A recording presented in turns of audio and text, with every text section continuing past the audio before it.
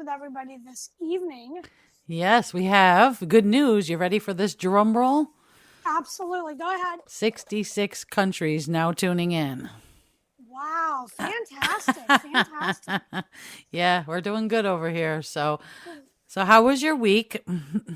My week was really good, and I'm excited that I've really kind of been working on some new programs, and I actually run a program called Empowering You Through Positivity that is based on Rick Hanson's Hardwiring Happiness. I'm a trainer for a 9-week program, and I'm happy to report that I have a 3-week series. Then I also have even a 90-minute program as well in order for people to take advantage of that, because I know during this podcast, we talk about communication, we talk about leadership, and I'm looking for ways for people to be able to have a safe space to recognize what they can do to offset that negativity bias and recognize how they can be better resourced for where they need to be in their world.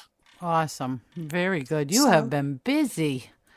Yes, I have been. So it's been some very, very good stuff, and very grateful for, we received a small grant for a local program. And so we're kind of expanding that out to see what else we can do with folks.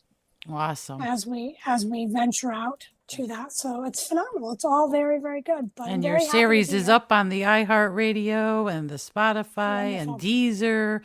Yeah. Wonderful. Yes. That's fantastic. I'm really hoping that to hear from folks, because we would love to know anybody that is trying out the different tips and techniques and strategies that we talk about. We'd love to hear your stories. We'd love to know if you tried something out and how did it work. And again, there's never failure. It's just feedback for us to move forward. Absolutely. And to be able to help you to move the needle. So This is part of this is the third week of the 4-week series of Anne talking about what she does best is she's helping people out that are out in the workforce communicate a lot better, coexisting and moving forward with lots of great ideas as always. So what do you have in store for us tonight? So I know that we talked about last week, we talked about this conflict resolution, turning a confrontation into a conversation.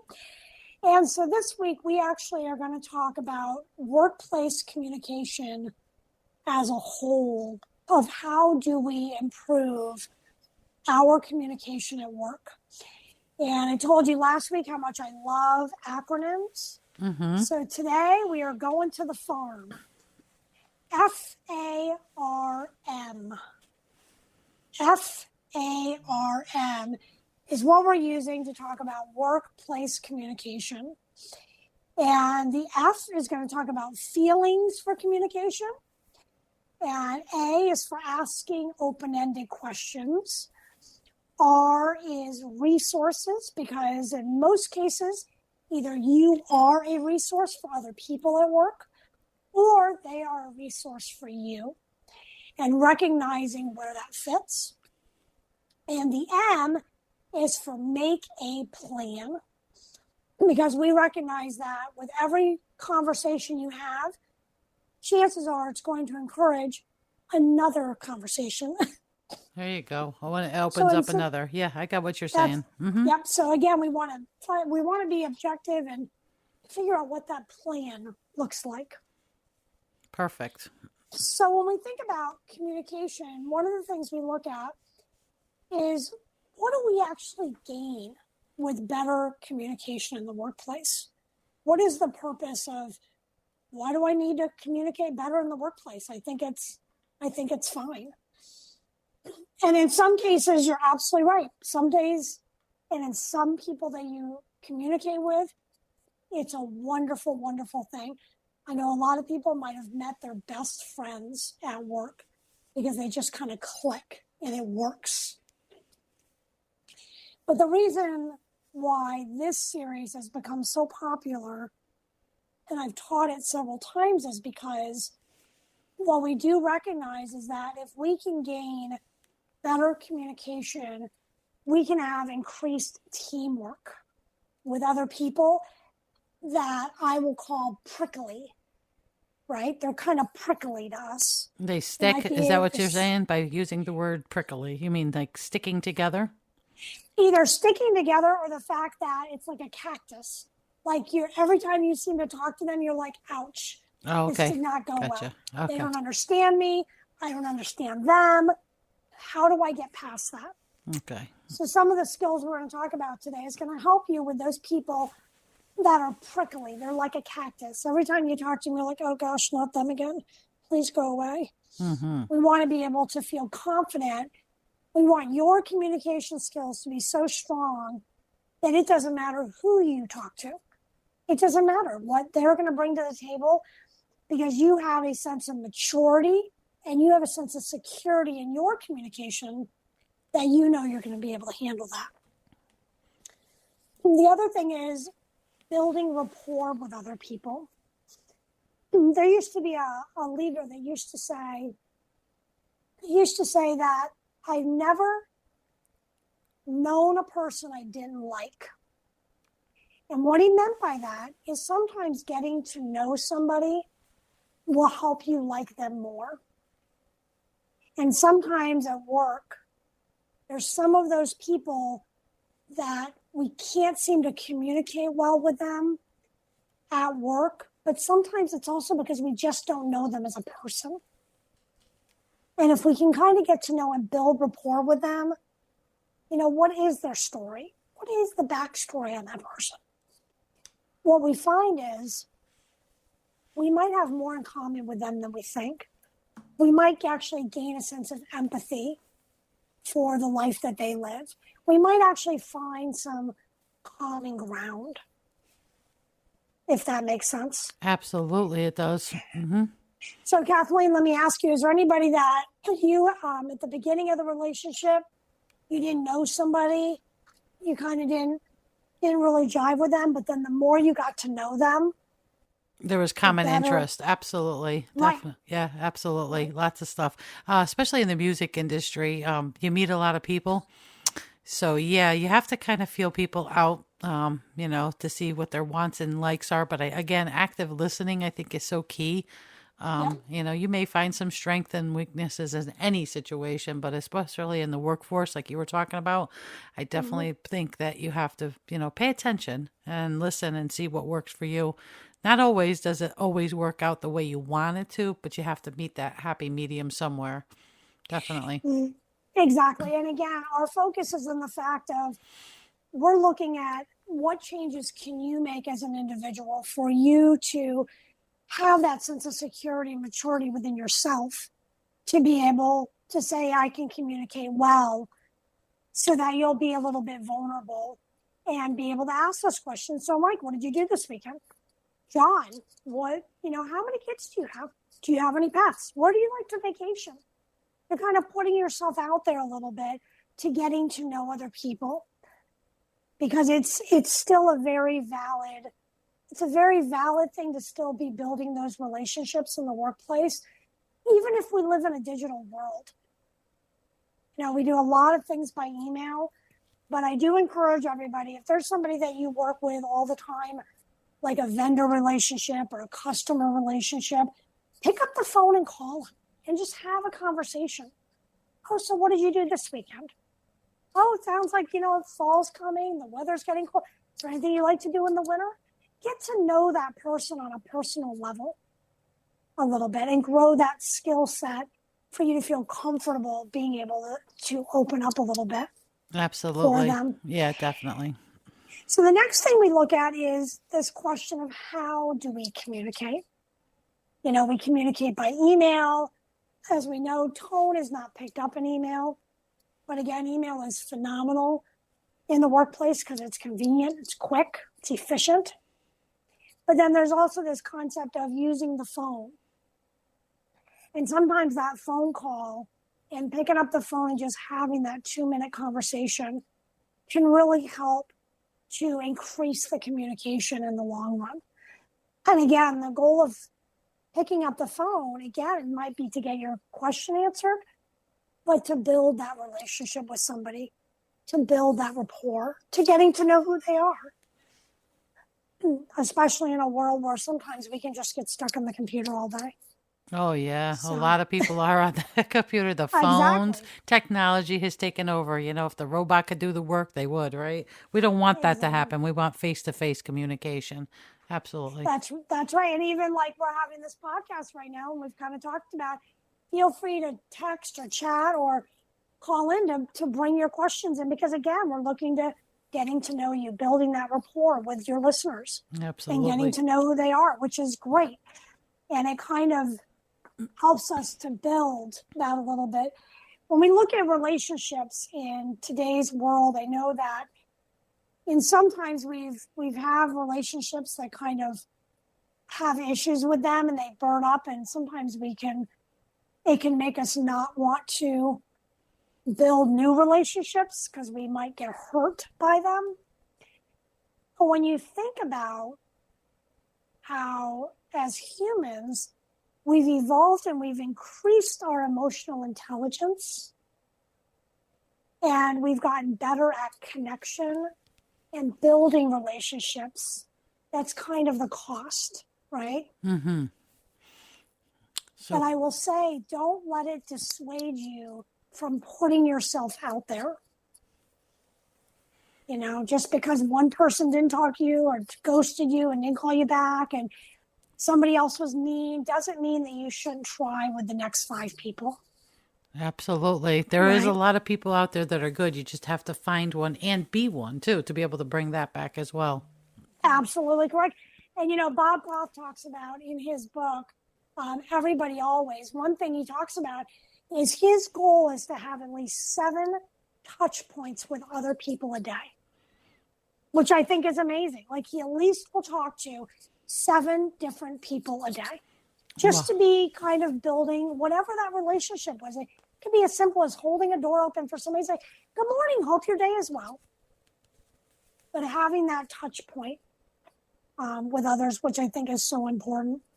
No, you warm somebody's heart, but at the end of the day, they said there was a thankfulness. That's where I look at it. If somebody does something kind for me, at the end of the night, you know that something happened positive, so now you want to pay it forward. It's almost like I want to use the example of traffic.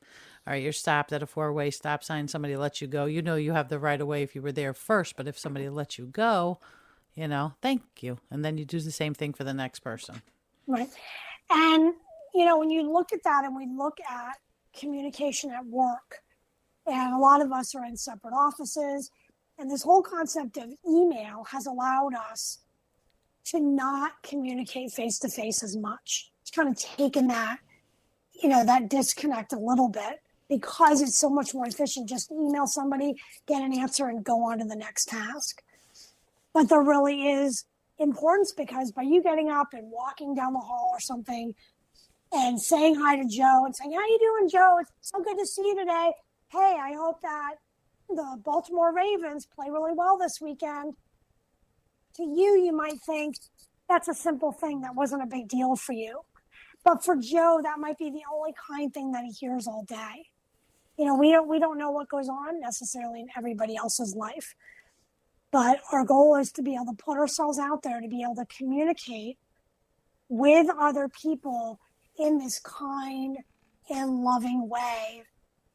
And by opening up that doorway, going back to what we talked about last week, if I'm doing those small little touch points of communication with people, when I have an issue with them of something that I have to have some type of confrontation, right off the bat, the way they feel about me is good because I have that little bit of relationship.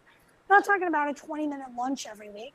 These little bitty phrases and statements and just those little conversations that you have when there is something that comes up, Joe's happy to talk to me. Joe doesn't have an issue talking to me because guess what? I have built a little bit of that relationship with him by recognizing and seeing him each day. And that's kind of that important point of being able to make those touch points. So that feeds right into our F for communication, which is feelings. And some people might think business has no heart. But I will guarantee you that people do have hearts and people do have feelings.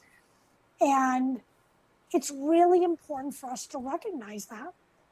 Because to our point is that when we see somebody that we've worked with or that we do anything with, we have an instant feeling of how we feel about that person. So it's And that, spontaneous. Is that what you're saying? As soon as you recognize that? right, the minute you see somebody and you have a phone call or an email from somebody, you have a feeling of how you feel about that person. They're helpful, they are kind, they are responsive, right? Or there's the other side of what I heard one person say, the vulture culture. The vulture There's culture. there's a certain people that are very critical. They're just swarming the area looking for errors, right? And we all have a feeling about that person. We don't like that, right? We don't like people being critical. And there's a feeling that goes into that. So for us going into any conversation, recognizing how do we feel and doing a check-in with ourselves about that person, number one. And number two, being able to recognize if that person is one of those people that I don't feel very good about, the question is, well, what can I do to make this feeling better, to be able to work with this person better? It might go back to getting to know them. It might be getting back to building some rapport with them. Stopping by just to say hi to them in the morning. Whatever those small little things that you can do for your maturity and your security of your communication, so that when something goes awry in the conversation, you're not thinking, oh, I should have said that. That was bad. Oh, now they're mad at me. You don't have that guilt because you know that your leadership and your communication was completely on point. You are a kind, caring person and communicator, and you're helpful, right? You are a resource for them. So I have to ask Kathleen, do you have any situations that you can think of somebody that you've worked with in your past that you really love working with them, or even in your present? Oh, in my present time, oh boy, I'll give you that example right out the gate. As you know, we have a huge success due to a gentleman out in Texas, and I'm going to throw this out there very gingerly because he is like amazing with whatever he does. Our communication is always open to suggestions, but definitely we have grown in the past 8-9 months that we have started working together, and I wouldn't have it any other way. Yes, we have a difference of opinions, but at the same time, we know enough to pause for the cause for a little bit, if you will, and then regroup. Like we know our boundaries. Like Yep. you said, it being a good listener. Mikey and I both bounce off of one another. I wouldn't have it any other way as far as manufacturing this Chill Factor radio station. Definitely, enjoyable. But at the same time, there's a lot of soul searching that goes into this show. And I do a lot of the producing. But at the same time, Mikey's got my back. He'll throw an idea out there and then we'll run with it. Either or it's his idea or my idea. I don't think you always find that. You're right. You don't find that in every situation. But if you're fortunate to do that, you should feed off of something positive. And it's always a good morning. How are you? Good evening. How are you? And we always start our days with that. You know what I mean? So like retraining your brain to have those positive thoughts and bring it forward when you talk to somebody in communication. I think it's definitely it's a learning curve for some people, most. But at the same time, just be kind to yourself first before you can give it to somebody else. Absolutely. And you bring up a very important point, Kathleen, in telling that story. Number one, you brought up the fact that you guys have gotten to know each other and you've built that rapport and you've built that relationship over time. And then number two is the idea that you know that the intent of each person you and Mikey, you know that the intent is coming from a caring, kind place. And that's a really, really important point, because we talked about this vulture culture, people that look for the critical, but there's also this nurturing of sometimes just saying, hey, by the way, I don't think that idea is going to work very well, but what about this? And each of you are open to that because of the fact that you're giving that permission, because you respect each other, because you know the intent is for the product, right? Absolutely. Absolutely. And you have that common goal, and you've kind of increased that teamwork. Absolutely. Because you recognize it's not personal, it's business. Absolutely. I'm not talking about you as a person.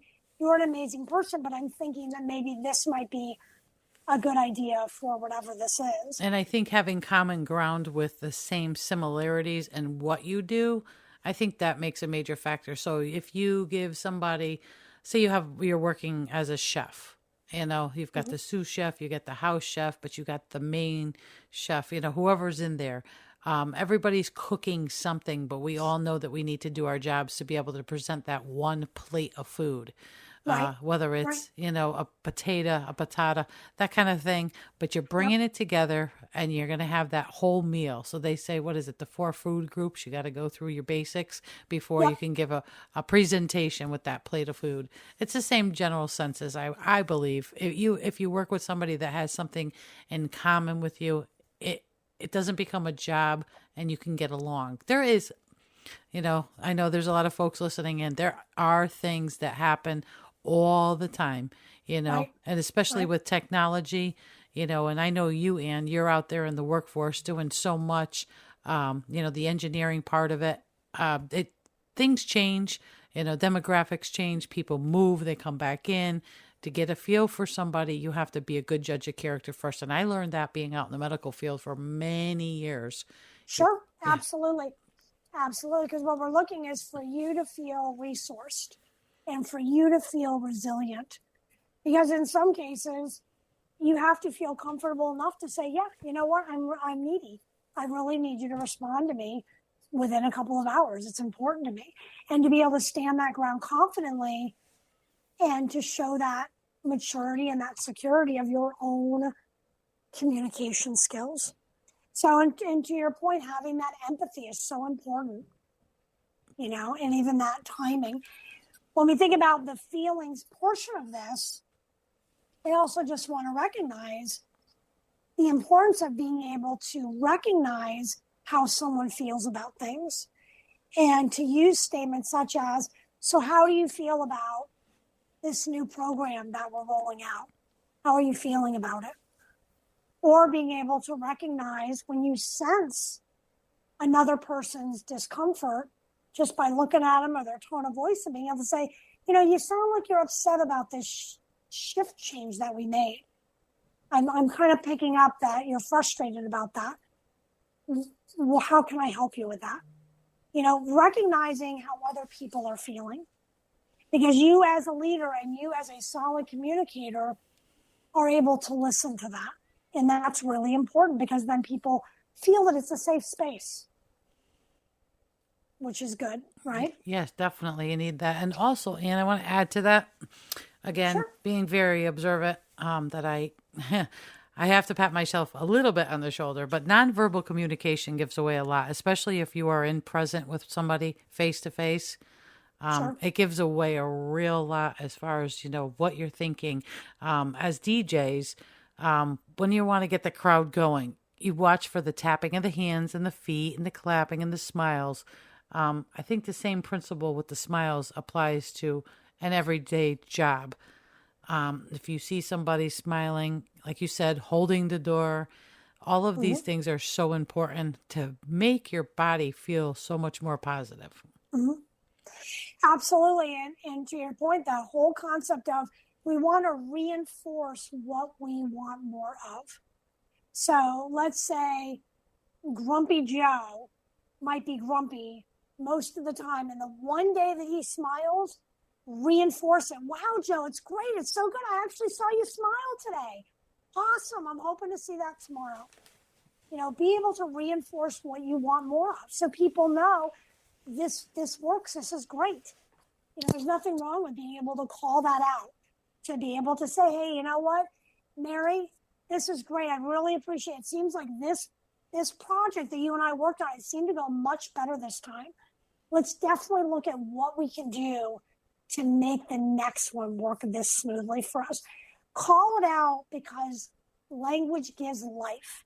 And when you state it, you're giving that life, and you're also reaffirming that other person, and you're encouraging that communication and that behavior from them, because it might be difficult for them to kind of step forward and to help you on something, but you want to really recognize it no matter how small that is.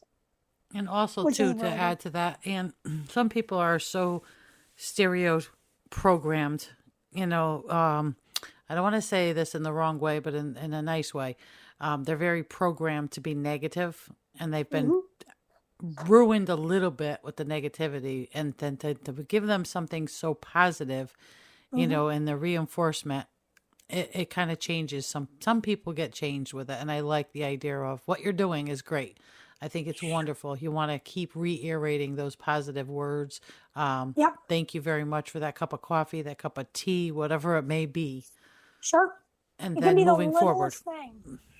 It's the littlest thing, and the negativity bias in our brains. And even I've got a few people that I know that are incredibly negative. And when you look at that from the neuroplasticity and the neuroscience side of that, our brain's first job is to protect us. That's its job. Sure. Our brain's job is to help us survive to the next day. Mm-hmm. That's its job. That's its number one position. So when you look at that, and to your point, you look at people that have had experiences that have led them to that point of being very grumpy, and adversity can make you better or it can make you bitter, and unfortunately that's that cocoon that they live in. And for us to have the maturity and the leadership and the security in our communication where we stand, I used to have a saying that says, I'm not going to let you steal my joy. I'm not going to do it. I'm going to be the tea bag, and I'm going to help change others in a sense of I'm going to influence the people around me instead of soaking in what they're giving out, right? In that negativity sense. I don't want to become more negative. I'm just going to be this joyful, positive person. I'm going to spread it around a little bit in the hopes that they might go, I do appreciate it. I did smile today because she came in and said happy, and how are you doing today? It's going to make them want to come back for more, right? When your body likes that, like you said, the brain, like if we were to get burned on the stove, the brain catches it quick. If we were to smile, what happens? The endorphins that are released from our body are like, this feels so good, right? Right. When we laugh, I'm a big person for jokes. I like to laugh. I like to enjoy things in life. You feel so much better. Your body likes you, and it thanks you for that. And again, what does that go back to? It goes back to how you feel. That's where the feelings are so important. How do people feel? Right? Right. That's a really important point of life. They don't care how much you know until they know how much you care. How are you making people feel? And that's really what it comes down to, because when people feel good when they're around you, the next thing we have is ask open-ended questions. Because the next thing is that we want to be interested, not interesting. And I know that at work, it's all about the business and it's all about the work. However, we still need to be sure that we're asking those open-ended questions and not making assumptions. When we're talking to other people of, hey, can you tell me, what do you think is a better way to do X?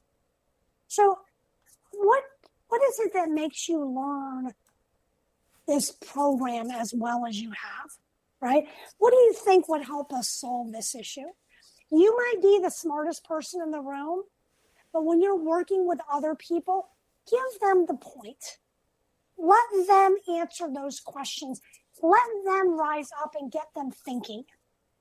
And it's really important because it's a huge compliment to another person when you have a vested interest in what their thoughts are and what they can contribute. Absolutely. Here, It's huge. it's like a team. You want to work as a team. Exactly. That's exactly right. And that's what the A is all about, is asking those questions. It doesn't matter. You're like, I already know. I don't need to ask them. You're not asking because you don't know. You're asking because you're interested in them having awareness and creating the awareness and clarity in them to give them the point. That's why you're asking the question, because you care about how they feel. And when somebody asks us a question about our opinion or input on something, it is a huge compliment. It lets them know, I trust you, and I trust that you're knowledgeable about this thing. And I might know how I want to do it, but I want to know, how would you do this? What works best for you? How can we best communicate, John? John, I'm having a hard time. I keep sending you an email, but I'm not getting anything back. John, what is the best system to ensure that you can respond more promptly to me? How would that work? What is it that's making this hard? Because John does know that answer, right? But at least he's going to have the opportunity to be asked. So that's what our A is asking. Ask those questions to be curious. And something tells me with you and Mikey, when you work in your relationship, you guys are doing that when you're working on the programs and figuring things out. There's that sense of curiosity between the two of you in order to work together, right? Because there's that trust. Absolutely. That you both have something to contribute. Absolutely. Yeah, it takes a team. It takes an empire sometimes to work on things. And the fact is, if you're good at what you do and you love what you do, it goes hand in hand. Exactly. Absolutely. Absolutely.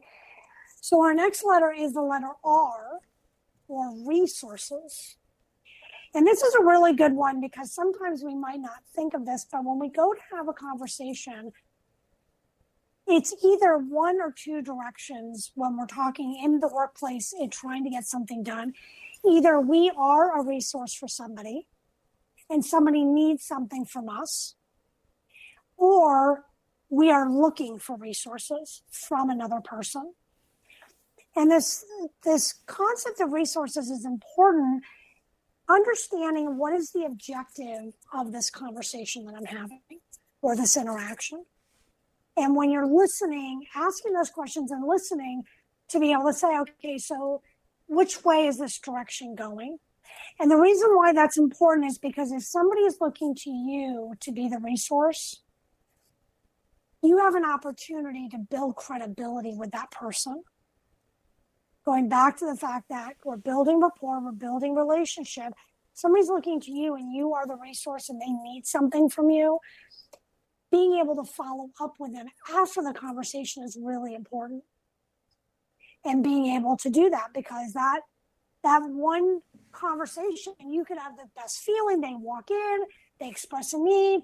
You say, oh my gosh, tell me what I can do. How can I help? You give them some great information and you say, wonderful, that's great.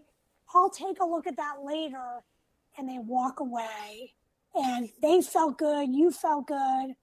But the problem is the Post-it note you wrote the information on gets lost and you forget to follow up, right? And that's really important for you to be able to do that. So it's that idea of recognizing, am I the resource or am I looking for something else? If you're the resource, you want to be sure you're building that credibility for that relationship. If you are asking somebody else for resources, the important thing there is if I'm asking somebody else for something that I need, being able to say at the end of the conversation, so when can I follow up with you? So that you can take the lead on that conversation, right? Absolutely. And that's that concept of saying, hey, you know what, John, I really need you to get me this really important measuring equipment. I really need this equipment in order to do this project. It's $10,000. Great. Oh, no problem. I'll take a look at it. Great. I gave you 3 bids. Great. When can I follow up with you to ensure that we can get this done? And that's this idea of you having the maturity and the security and the boldness to be able to say that, to hold somebody else accountable for what they need to do for you, so that you don't feel awkward and uncomfortable when 2 weeks go by and you're like, well, he didn't say it. I don't know. I'm not sure. He's been busy. And then you're kind of sitting there going, I don't know how I feel comfortable. We want you to always feel that you are the leader in the conversation. So feel confident about that. And again, hold yourself accountable so that you know that you're good. And then the other thing is recognizing who are your resources of who listens to you and who speaks into you. Who are those resources that you allow them?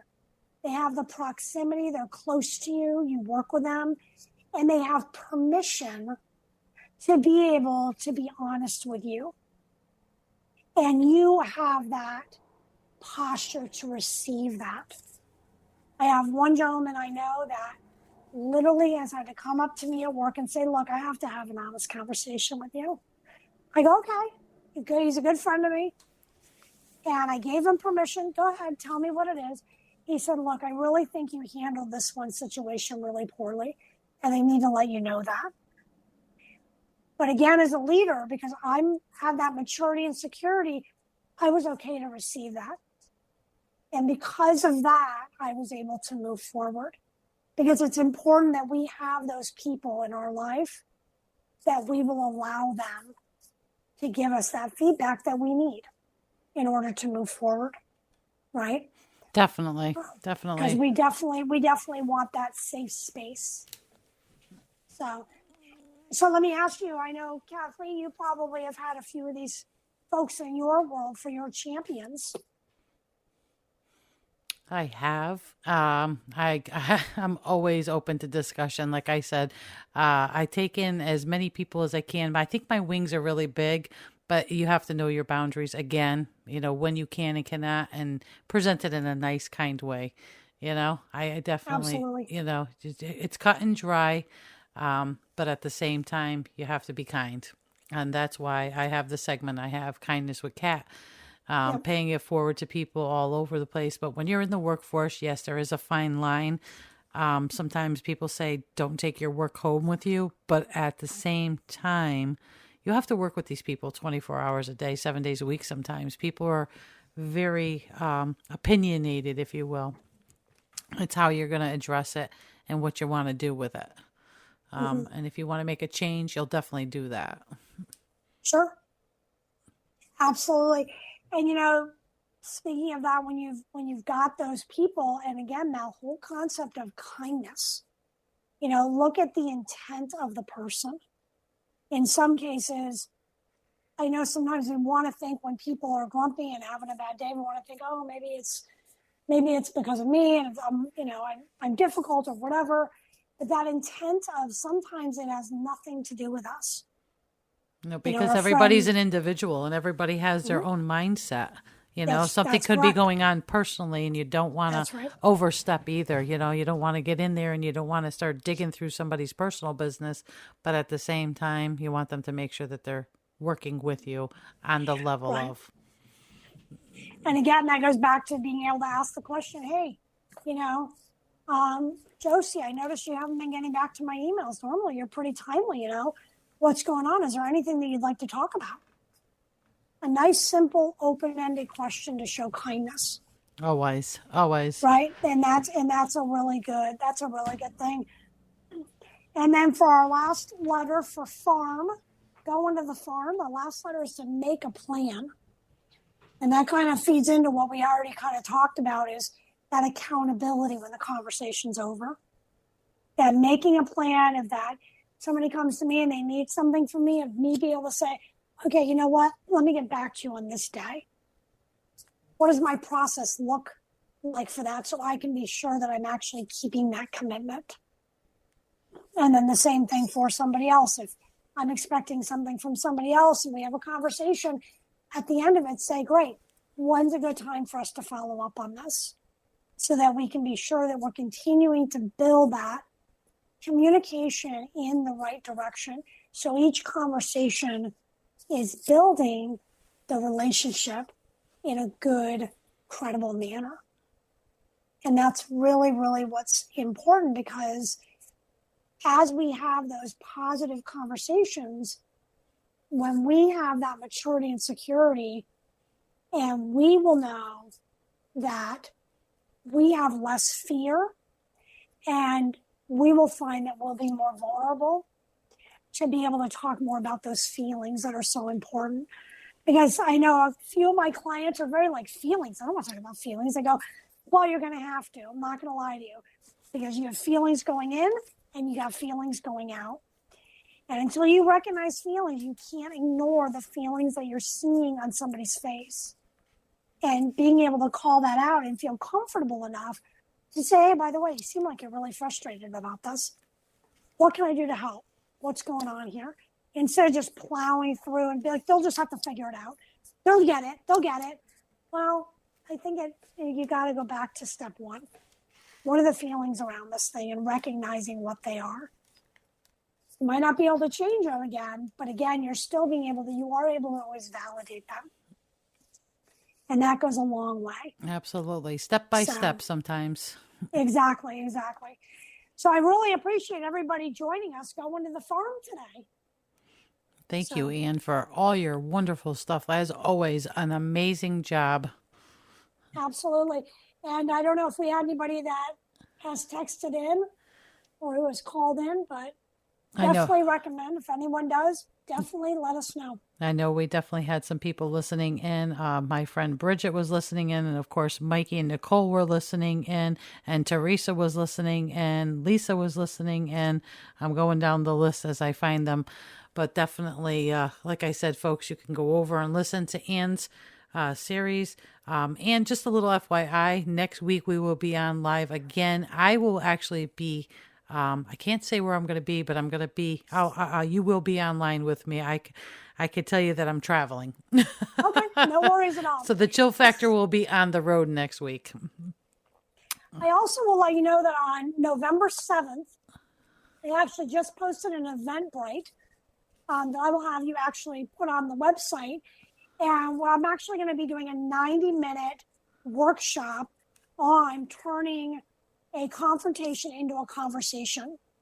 That's going to be online. It will be virtual, but I do have that workshop actually opened up for everybody. Okay. And what it will allow you to do is actually to do practice exercises in kind of this concept of these confrontations that might be coming up in our life, and being able to kind of look at current state. What does that currently look like today?